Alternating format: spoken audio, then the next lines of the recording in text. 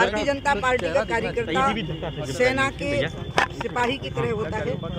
हम हमेशा हर चुनौती का सामना करने को तैयार रहते हैं। तो हम लोग पूरे प्रदेश के पार्टी के कार्यकर्ता इस चुनौती का सामना करने के लिए पहले से ही तैयार हैं। बात तो यह है कि लोगों के सपनों में क्या आया है।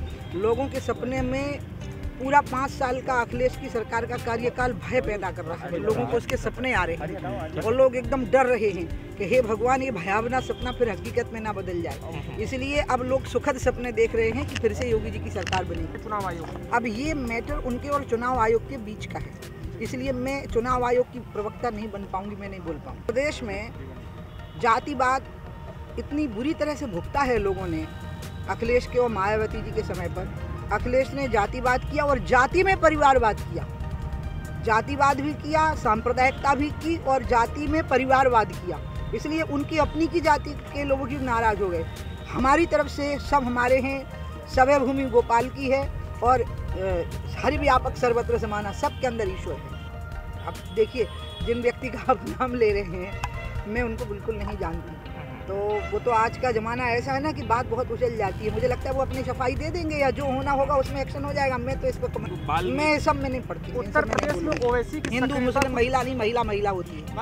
उनके पिताजी ही हैदराबाद में चुनाव हार चुके हैं, इसलिए बाकी जगह पर उनकी सक्रियता, कुछ जगहों पर उनको सफलता मिली, आंशिक सफलता। उसके कारण ये थे कि वहाँ के कुछ मतदाताओं का मोह भंग था। लेकिन उत्तर प्रदेश में साफ है, स्पष्ट है बिल्कुल कि लोग यहाँ पर फिर से भारतीय जनता पार्टी की सरकार देखना चाहते हैं, क्योंकि हमने जाति, वर्ग और संप्रदाय से ऊपर उठ कर के सिर्फ लोगों को रोटी, रोजगार और सम्मानपूर्वक ज़िंदगी जीने का अधिकार दिया है।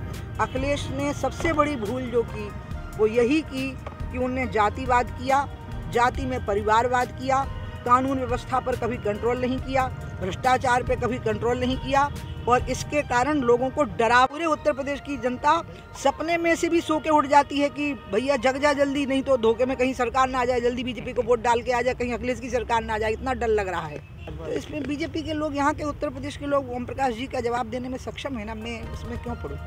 जो कुछ भी पंजाब में घटा है वो बेहद शर्मनाक है।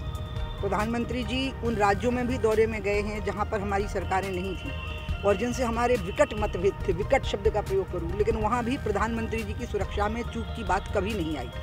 जिस प्रकार की घटना हुई है, जिस जगह पर ये चूक हुई है, वो जगह का जो प्रकार था, ये इस बात का संकेत देता है कि उससे हम अपने प्रधानमंत्री के जीवन को संकट में डाल सकते थे और अगर बच के आ गए हैं तो ये भगवान की कृपा है।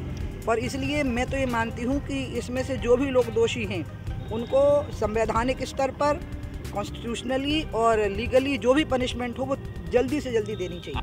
मैं इसका जवाब इसलिए नहीं दे सकती हूँ क्योंकि सब मामले जांच के दायरे में हैं। मैं इस देश की पूर्व मुख्यमंत्री हूँ, केंद्रीय मंत्री हूँ। मैं सजेस्टिव नहीं हो सकती, न्यायपालिका के लिए सुझावात्मक नहीं हो सकती। मैंने आपको कहा ना, सारी चीज़ें इतनी संवेदनशील हैं वहाँ की कि जिस भी मामले पर जाते हैं तो एकदम ये मन के अंदर ये भाव आता है कि हे भगवान, ऐसा कैसे हो गया और हमारे प्रधानमंत्री जी बच के आ गए। ये बाबा विश्वनाथ की कृपा है। सार्वजनिक नहीं करती क्योंकि हर चीज़ को हमें उसी को चीज़ को सार्वजनिक करना है जिसको हमारी पार्टी ने सुना ना हो। लेकिन अगर मेरी बात प्रधानमंत्री ने सुन ली या जगत प्रकाश नड्डा जी ने सुन ली तो मैं उसको सार्वजनिक नहीं करूँगी। इसलिए जातिगत जनगणना के बारे में मेरी भी अपनी राय है। इसी तरह से ओबीसी के प्राइवेट सेक्टर में रिजर्वेशन के बारे में भी मेरी एक राय है।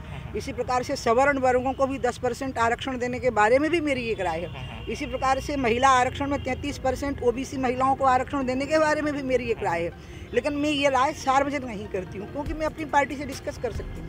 पेश है न्यूज बकेट हिंदी मासिक पत्रिका। पढ़ें इस महीने की पूरी खबर विस्तार से हमारे न्यूज बकेट की मैगजीन में। हमारी ई मैगजीन को मुफ्त में पढ़ने के लिए अभी लॉगिन करें www.newsbucket.in पर। इसके अलावा रोज की ताज़ा खबरों के लिए हमारे YouTube चैनल को तुरंत सब्सक्राइब करें।